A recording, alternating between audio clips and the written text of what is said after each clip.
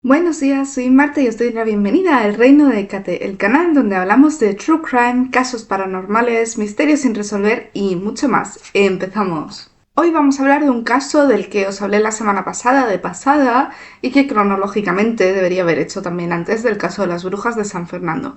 Pero bueno, hoy vamos a hablar de un caso que se vinculó estrechamente a los videojuegos y a las artes marciales. Vamos a hablar de El asesino de la katana.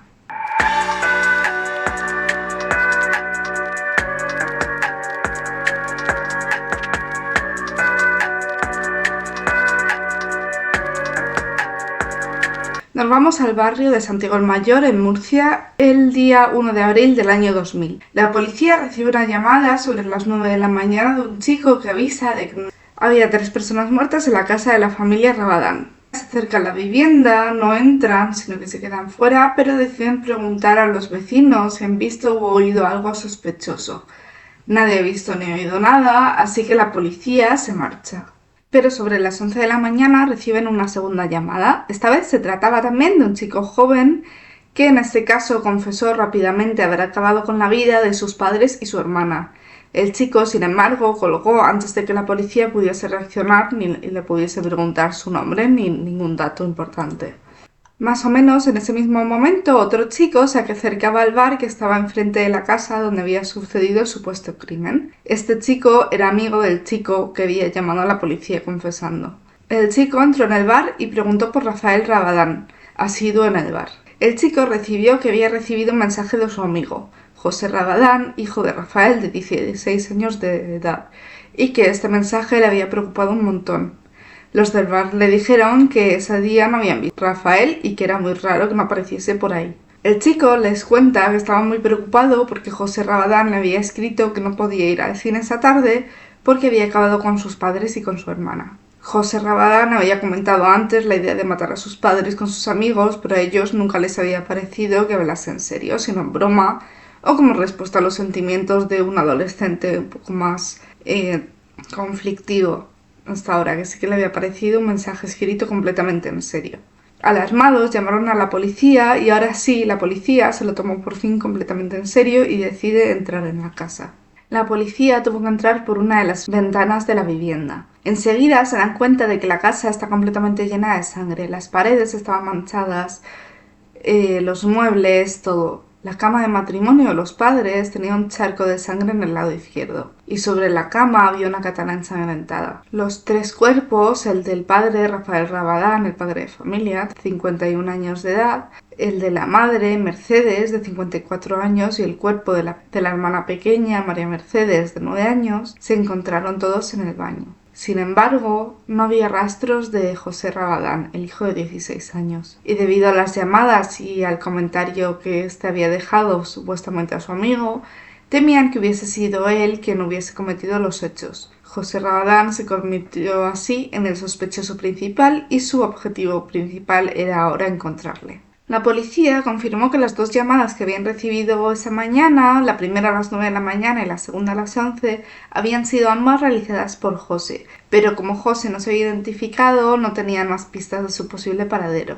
Hasta que reciben una llamada de los padres de una chica llamada Sonia, que cuentan a la policía que José Rabadán y su hija se habían conocido online y que eran muy amigos, y que José le había confesado que en ese momento estaba en Alicante, pero que se iba a desplazar a Barcelona al día siguiente, y que como Sonia vivía en Barcelona, que quizás podían quedar para verse. Así que la policía decide esperar a José Rabadán en Alicante al día siguiente en la estación de trenes. Y así, 3 días después del crimen, José Rabadán es detenido y llevado a comisaría. Mientras tanto, la policía sigue investigando el caso para entender qué ha podido haber pasado. Así que vamos a hablar un poco sobre José Rabadán y su familia. Más o menos desde hacía 2 años, cuando José tenía 14 años, se había aficionado a la cultura japonesa, a las artes marciales y sobre todo por las armas japonesas. Tenía machetes, pequeños cuchillos, estrellas ninjas y su padre incluso le había regalado una katana. José se apuntó a clases de artes marciales y de manejo de estas armas. José no tenía muchos amigos, no era el típico adolescente que tiene su grupito de amigos y tampoco solía salir a bares y discotecas o hacer botellón. Era bastante reservado y tímido, aunque sus vecinos y compañeros decían de él que siempre era muy educado. A sus padres les pareció muy bien que su hijo encontrase este hobby, aunque fuese un hobby un poco más violento, porque así tenía algo con lo que entretenerse, incluso quizás hacer amigos. José había crecido con todos sus caprichos cumplidos. Una vez su padre le preguntó qué prefería, si una moto o un ordenador, y José dijo que un ordenador. A través del ordenador, José empezaría a jugar a videojuegos y a hacer amigos online, metiéndose en diferentes foros y páginas web. Un videojuego que le encantaba era el Final Fantasy VIII, y empezó a adaptar un poco su estética, el peinado, etc. para parecerse al protagonista, Squall. Se dice que fue debido a este videojuego por lo que su padre le regaló una katana, una espada larga, al fin y al cabo, que no era exactamente como la que llevaba Squall, el personaje del videojuego, pero que era parecida. Más tarde, José Rabadán diría que no estaba obsesionado con los videojuegos y que realmente esto fue algo que se inventó la prensa para hacer más llamativa la noticia. Yo creo que realmente los videojuegos no pueden influenciarte tanto. Que te gusten o no los videojuegos no va a hacer que cometas un crimen. Hay un montón de gente que juega videojuegos y nunca se plantearía hacer nada, y hay un montón de gente que ha hecho cosas y que no juega videojuegos.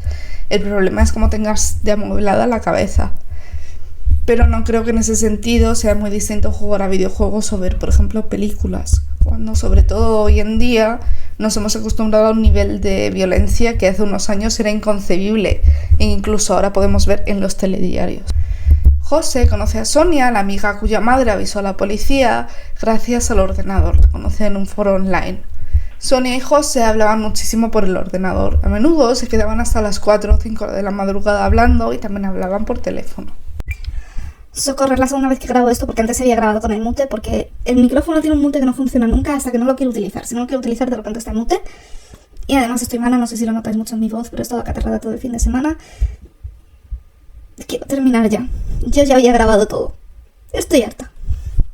Más o menos en este momento también, y debido a que con internet se le abrieron los ojos a muchos horizontes nuevos, José Rabadán empezó a perder la fe. Sobre todo, confesaría más tarde, porque su hermana pequeña tenía síndrome de Down. Él quería un montón a su hermana y no entendía por qué, si existe Dios, este habría castigado a su hermana con esta enfermedad, a una niña que al fin y al cabo no había hecho nada malo para merecérselo.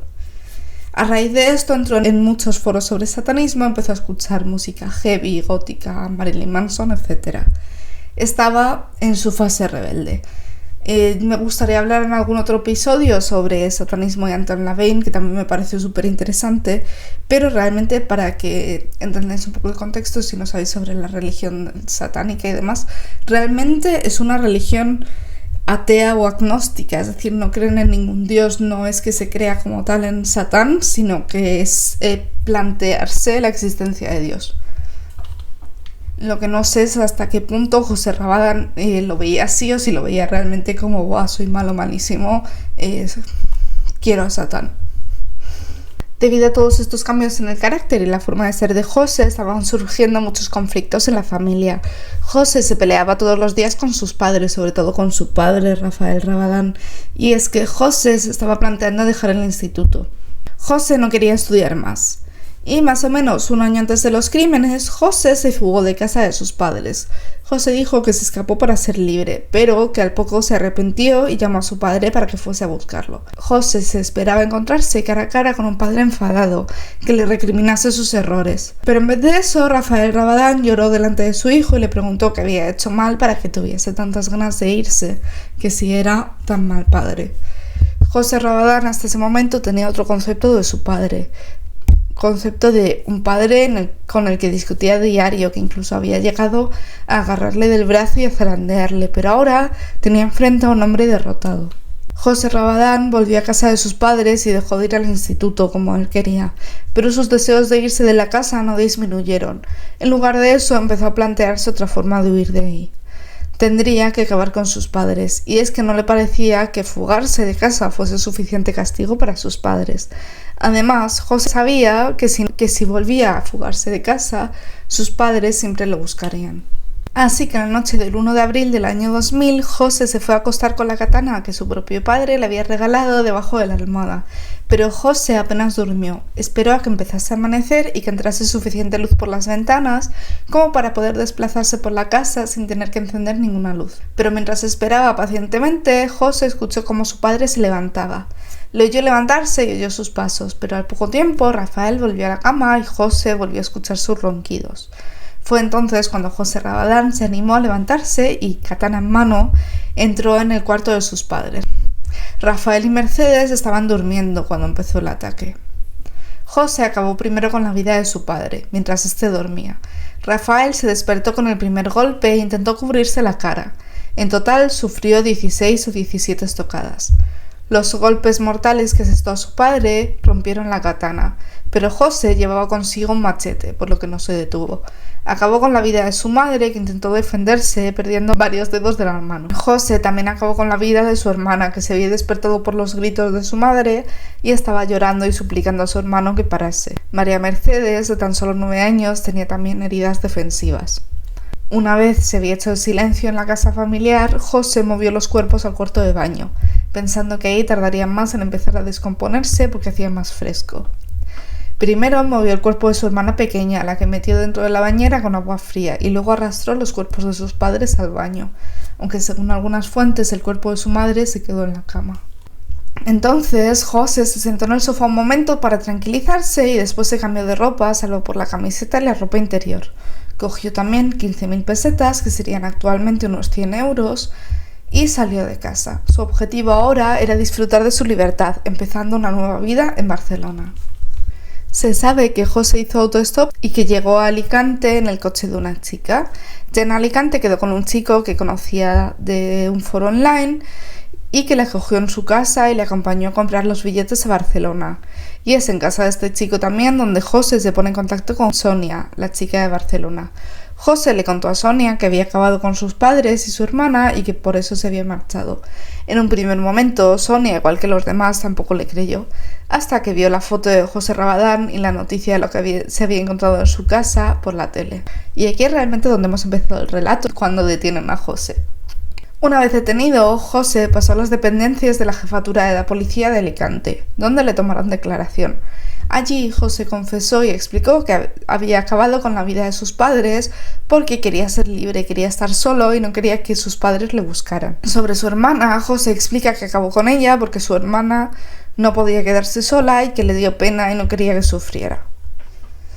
José Rabadán pasaría unos meses en la cárcel a espera de juicio. Igual que pasó en el caso anterior, el de las brujas de San Fernando, José Rabadán tuvo que pasar estos meses en una prisión de adultos porque la nueva ley del menor, que había sido propuesta en 1999, todavía no había entrado en vigor. Y José, al tener 16 años, era penalmente, no sé si se dice así, considerado mayor de edad. Hasta el momento del juicio estuvo cobrando, por cierto, la doble pensión de orfandad estipulada por ley, a pesar de haber acabado él mismo con sus padres. Los meses en la cárcel volvieron a José Rabadán más frío y chulo de lo que era antes. Sobre este cambio, el José adulto explicaría que fue la forma que encontró de sobrevivir en la cárcel. Explicó que si no pareces duro en la cárcel, te comen. También contó en la entrevista que hizo de adulto que los primeros días en la cárcel estuvo en completo shock y que no terminaba de creerse lo que les había hecho a sus padres y a su hermana. Hasta que un día decidió rezar y que esto le ayudó un montón. Esta actitud desafiante que dice desarrolló en la cárcel se vio reflejada en las imágenes que hay del juicio, donde se le ve llevando gafas de sol, a veces incluso sonriendo, riendo y enseñando el dedo a cámara. Durante su juicio, José fue evaluado psicológicamente, mientras que la defensa de José defendía que durante el momento del crimen José se encontraba en un episodio de psicosis y de epilepsia idiopática, cosa que no existe, que José no estaba actuando de forma consciente y sin poder racionalizar, pero la acusación defiende que José Rabadán tenía claros rasgos de psicopatía y narcisismo y que era perfectamente consciente de lo que estaba haciendo. En 2001, José Rabadán fue condenado a 6 años de internamiento en un centro de menores y 2 años de libertad vigilada. Como este caso había salido tanto en televisión y además José era un chico bastante guapete, empezó a recibir un montón de cartas de chicas que se habían enamorado de él, que querían ponerse en contacto con él, etc. Entre estas admiradoras estarían Iri y Raquel, 2 de las protagonistas del episodio anterior, las brujas de San Fernando, que le escribieron para contarle lo mucho que le admiraban y que ellas también querían saber qué se sentía al acabar con la vida de alguien. Pero José Rabadán nunca recibió las cartas de Iri y Raquel o decidió no contestarlas. Más adelante le preguntarían sobre estas cartas y José diría que en caso de haberlas recibido les habría contestado diciendo que por favor no acabasen con nadie, que él estaba muy arrepentido.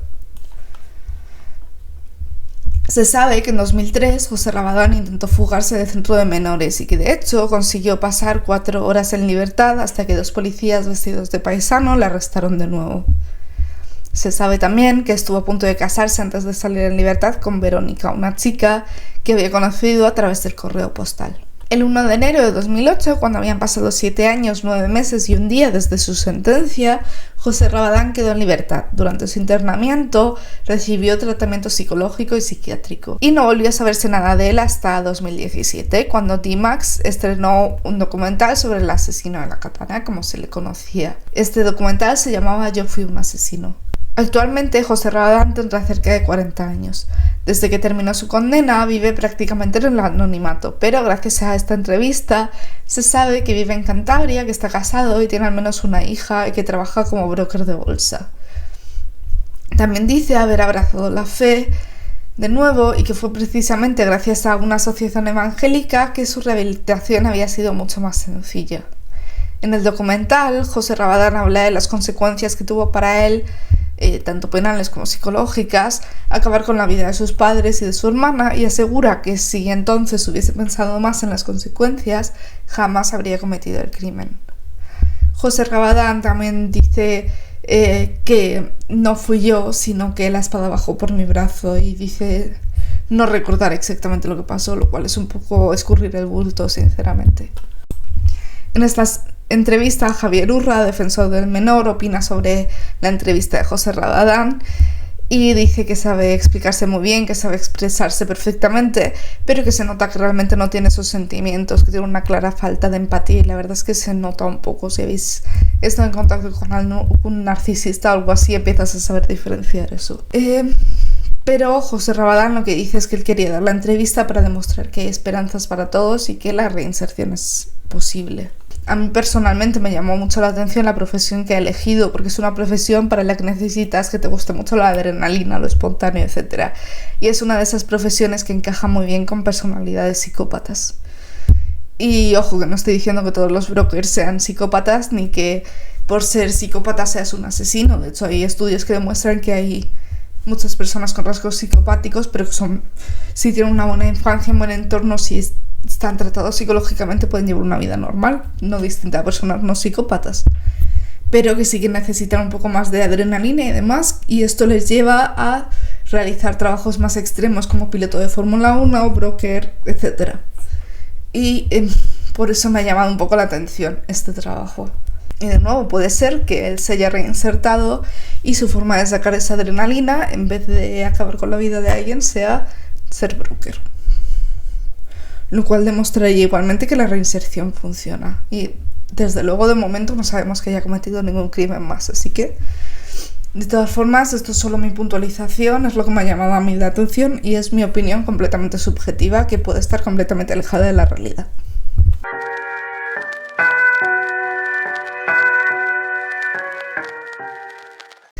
Y hasta aquí el capítulo de hoy. Espero que os haya entretenido. Dejadme en los comentarios qué opináis. No sé si os acordáis de cuándo salió este caso o no. Yo la verdad es que no me acuerdo muy bien porque era muy pequeña. Creo que es como que siempre he sabido del caso porque sí que está como la cultura popular, entre comillas, pero no sabía exactamente cómo había pasado, qué ni nada. Y eso, espero que os haya entretenido como siempre, o que os haya permitido este capítulo echaros la siesta, dormiros. No olvidéis de darle a like, suscribiros si no lo estáis todavía, y nos vemos en el siguiente episodio. ¡Chao!